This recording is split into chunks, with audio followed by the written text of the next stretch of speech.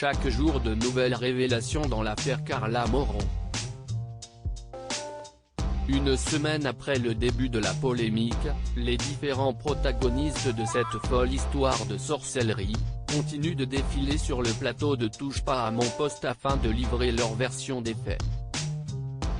Le lundi 8 mars, la principale concernée Carla Moron s'est défendue en affirmant qu'elle était en fait victime de chantage et d'escroquerie de la part de sa voyante depuis plusieurs années. Le lendemain, cette fameuse voyante, Danae Roux Custode, qui a fait valoir son droit de réponse dans le talk show de C8 en mettant à mal la version de son ex-cliente. Hier, mercredi 10 mars, Cyril Hanouna a donné la parole à Warda, une autre voyante qui a fait de terribles révélations sur l'âge de Carla Moron, Magali Berda. Warda a en effet affirmé qu'elle avait tenté d'alerter la directrice de Shona Events au sujet de cette affaire. « J'ai transmis un message, elle était au courant qu'une bombe allait sortir. » C'est Danae qui a envoyé cette vidéo et c'est Magali Berda qui a dit de la publier, a-t-elle assuré. La défense de Magali Berda. Ce jeudi 11 mars, Magali Berda a souhaité répondre à ces accusations et a confirmé avoir formulé une demande à Marc Blatta avant que la polémique n'éclate.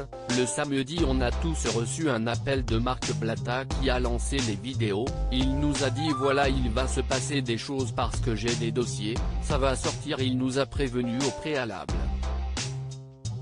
A-t-elle dans un premier temps expliqué avant d'ajouter. Moi, la seule chose que j'ai demandé à Marc Blatta avec Kevin, c'est d'attendre qu'on mette Carla à l'abri avec sa famille, qu'elle soit entourée parce qu'elle était seule. Puis une fois qu'elle était accompagnée, on n'avait pas le choix, donc on a dit, à Marc Blatta, note de la rédaction, vas-y. Magali Berda assure que cela était important pour délivrer Carla. J'ai dit à Carla, il faut que ça te délivre aussi de tout ça, ça fait des années que ça dure et personne doit te faire du chantage, donc si pas grave, laisse sortir, a-t-elle reconnu alors que son témoignage a été appuyé par Marc Blatta, qui a pris la parole dans une courte vidéo. Les chroniqueurs ont ensuite cherché à savoir qui avait bien pu faire fuiter les vidéos preuves. Selon Magali Berda, il ne peut s'agir que de Danae, qui aurait fait cela afin de faire pression sur Carla qui avait stoppé tous ses paiements.